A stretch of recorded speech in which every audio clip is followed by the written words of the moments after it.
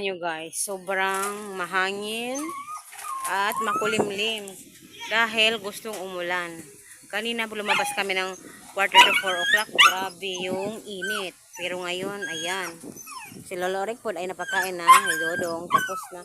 Saman! Ha? Sa lawayon. Inano po siya. Gitalian kasi saan-saan pumupunta. Wala, may ulan na talaga. May ulan na. Ayun guys. Thank you for watching.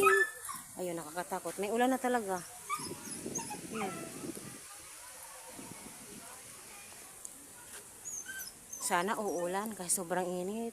Hi guys. Good afternoon. Ngayon ay April 30. So, tomorrow is May 1, Labor Day. So, ayun. Ngayon po ang April 30. At alam nyo ba, sa katapusan ng April ay umulan. Umulan. Tapos, grabe ang ulan. Tingnan nyo. Pero, sobrang lakas din ng hangin, guys. Sobrang lakas din ng hangin, oy. Nahadlok si Inday, oy. Nahadlok si Inday sa hangin. Kay kusog kayo. Kita ka na, oh. Oh. Nangatumba ang gabi.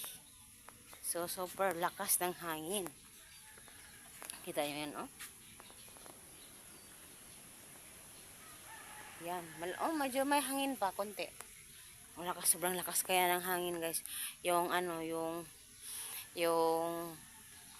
ulan pumasok sa bahay. Grabe, basa. Basa ang aming, ano, sa loob. Pero hindi naman sobrang basa, pero nabasa talaga. Ganda ng paligid, basta uulan yan. Sobrang ganda ng paligid basta uulan dahil napaka-green. Oh, 'di ba? Nung dati pinakita ko yung basakan ay medyo brown dahil natutuyo dahil sobrang init. Ngayon nag-green na siya, tingnan niyo. Yan. Unti-unting nag-green na yung yung bundok. Dating brown na 'yan. Sobrang sunog na sunog ba? So, tingnan nyo, basang-basa pa. So, ngayon ay ganyan na siya. Nag-green-green ng konti. Marami po diyang kangkong. Tingnan nyo ang gabi. Nagkalasog-lasog sa hangin. Yun. So, napakaganda. Tingnan nyo yung clouds, oh. Diyan po galing ang ulan. Ito, dito ang aming tambayan. Ilang duyan? 1, 2, 3, 4, 5, 6, 7, 8. 8 duyan nandyan. Diyan ang aming tambayan kasi napakalamig. Pag sobrang init sa labas, napakalamig dyan. Oh. Kasi ang laki ng punong nara.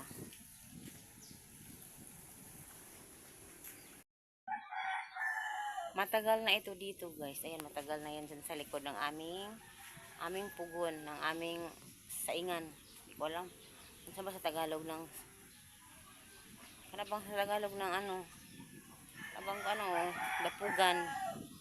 Ayan, dapugan na lutuanan. Yan, matagal na ito dito guys. Pero tingnan niyo, ang ganda-ganda, diba?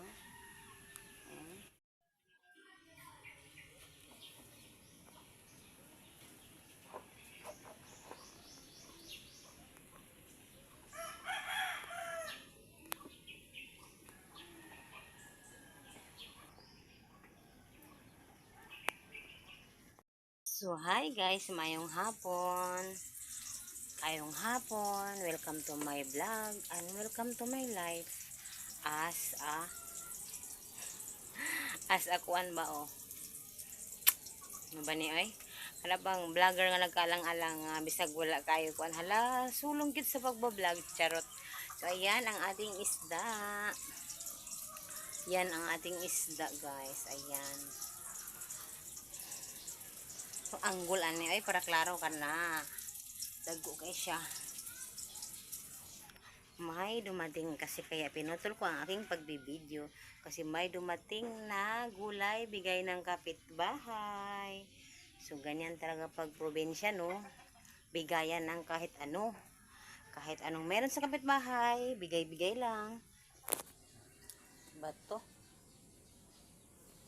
At itong isda na ito ba, ganito, sabi ko, malalaki yan siya. Yan, oh, malalaki yan. Ayun. malalakihan siya na isda. Bigay din ng kapitbahay. Ayan. Hindi maklaro. Uy.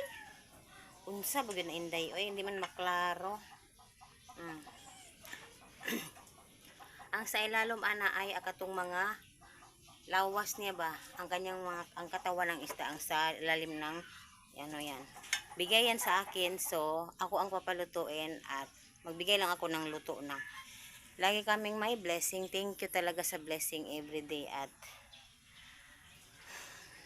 may natanggap din akong blessing today. Thank you din kay Auntie ni Chris, kay Auntie Nene sa nagbigay siya ng late na regalo para sa birthday ni Dudong. So thank you din kay Yam kasi may binigay din si Yam na cash para kay Dudong. So yan, pambaon yun next week. So 1 month na ang klase nila Dudong. May na lang. So sana makauwi kami, pero yung pamasahe talaga, pati yung baon na pera ang pinaproblema ko lagi. Pero sana talaga makauwi kami next month. Hindi, na June. Na June para makadalaw naman ako sa amin. Uy, mag 8 years na akong hindi nakauwi. Grabe, ang tagal na. Para rin akong ano pa sa abroad. Kasi yung abroad, makauwi yun ng ilang taon. Pero ako talaga sobrang tagal na. Kasi 9 years nang wala ang nanay ko. Last kong uwi first date anniversary ng nanay ko. So, ayun. Ganyan po talaga. Ganyan talaga ang buhay pag walang pera. Hirap gumalaw, hirap umuwi sa inyo, hirap pagbakasyon. Kasi yung ilagi mong inuuna, iniisip mo, gagastusin ko itong pera ito pag magbabakasyon ako. Tapos pag uwi ko or pag pambili na lang to ng bigas, pambili to ng ganito, pang notebook ng anak ko, pang ganon. Yun ba mga isipin ganyan? So, medyo makaka-relate yung mga tulad ko na medyo kapos talaga. Pero alam nyo, kapos, pero nagpapasalamat talaga ako sa Panginoon na laging mayroong blessing na dumating kahit minsan talaga maluluha ka sa sobrang hirap na. Pero may dadating talaga, may dadating na blessing, may dadating na trabaho ni Chris, may dadating na kahit basta makabili kami ng bigas. So yun, hindi naman din kami sobrang pero minsan talaga mga ilang araw din sobrang walang-wala. Ayun, yung bra ko, ano ba yan? Kasi tinanggal ko sa likod. Sobrang kasi init. Umulan kaninang umaga hanggang ngayon makulimlim. Buong araw kaming makulimlim. So, ayun lang. Thank you for watching. Magluluto muna ako ng sinigang. So, hindi ko na ipapakita yung pagluluto ko. Magchika na lang. So, thank you for watching guys. Magluluto muna ako kasi hapon na si Lolo Oric. Ay, 4:30 na. Lolo Oric, pakainin ko pa. Hindi ko na ibibidyo si Lolo Oric. Ilagay ko dito kasi tinanggal na naman yung diaper niya. Nilagyan namin ng diaper. Tinanggal naman daw kanina. Hindi ko alam. Ito din ang isang problema ko kasi pinapahirapan kami ni Lolo Oric. Minsan nakakaupo. Pag hindi mo tinutulungan, nakakaupo. Minsan din kumakain na nakahiga. Kahit nagkaano dito yung mga kanin, dito na lahat. Pero wala. Higa talaga siya. Umiinom ng kape, nakahiga. Iwan ko ba?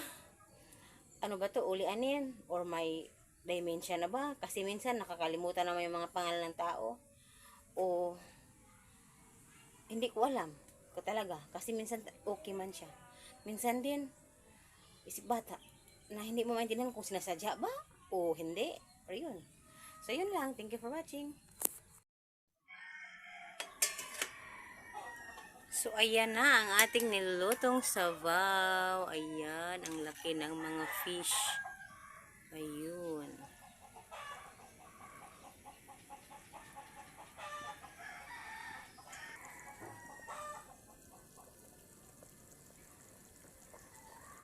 So, ayan ang ating kanin, ang ating ulam. Ating kanin, ulam, at ito ay piprituhin ko.